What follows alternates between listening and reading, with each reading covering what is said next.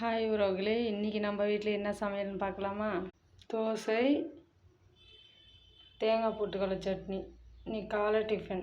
சாப்பாடு வெந்துட்டுருக்கு.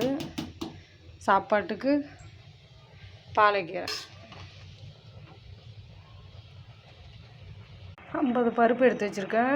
ஒரு வெங்காயம், 2 பூண்டு கட்டி, 10 மிளகாய். காரமாக இருந்தால் தான் கொஞ்சம் வச்சு கீரைக்கு காரமாக இருந்தால் தான் நல்லாயிருக்கும். இதை இப்போ உரிச்சிட்டு வந்துடும். சாதம் வடித்தாச்சு. இப்போ இதை ஆஃப் பண்ணிடலாம். பூண்டு உரிச்சாச்சு, வெங்காயம் அரிஞ்சாச்சு, மிளகாயும் பொடி பண்ணி வச்சாச்சு. இப்போ இந்த பூண்டை பருப்பில் போட்டுடலாம். பருப்பு வேக வச்சுட்டு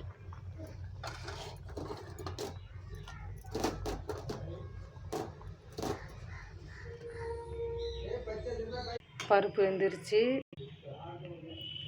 குண்டா வச்சு எண்ணெய் ஊற்றியாச்சு. 3 ஸ்பூன் எண்ணெய் ஊற்றியாச்சு.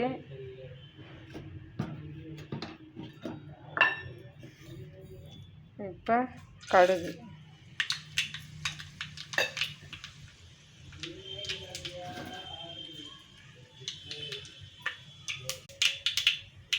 போட்டு பொரிஞ்சிடுச்சு. இப்போ வெங்காயம்.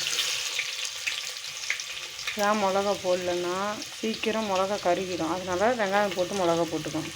அந்த ஹீட்லேயே மிளகா நல்லா இப்போ மிக்ஸ் பண்ணிக்கலாம். கொஞ்சம் மஞ்சள்தூள், கீரைக்கு மஞ்சள்தூள் போட்டால் சாப்பாட்டில் சாப்பிடும்போது சாப்பாட்டோட நேரம் மாறும். அப்போ குழந்தைங்க கூட கொஞ்சம் பிடிச்சி சாப்பிடுவாங்க. இப்போ கருவேப்பிலை போட்டுப்போம். ஒரு தாய்க்கு கருவேப்பிலை எவ்வளோ பிடிக்குமோ அதேமாரியே குடும்ப பெண்களுக்கு கருவேப்பிலைன்னா ரொம்ப பிடிக்கும். கருவேப்பிலை போட்டதுமே எவ்வளோ வாசனையாக இருக்குது பாருங்கள். கீரையை போட்டுருவோம். போட்டாச்சா? இப்போ நல்லா கலந்து எப்படி நிறம் மாறாமல் இருக்குது பாருங்கள். இந்தமாரி செஞ்சு பாருங்கள், நிறமே மாறாது பாருங்கள். நிறம் மாறவே இல்லை பாருங்கள். இப்போ வேக வச்ச பருப்பை ஊற்றிடலாம்.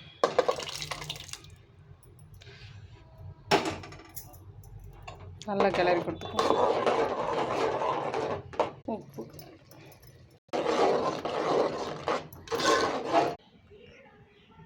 தயாராகிடுச்சா?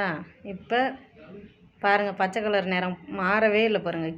கீரை மாரியே இருக்கா? இங்கே கையை கட்டு. இந்த லைக் பண்ணுங்கள், சப்ஸ்கிரைப் பண்ணுங்கள்.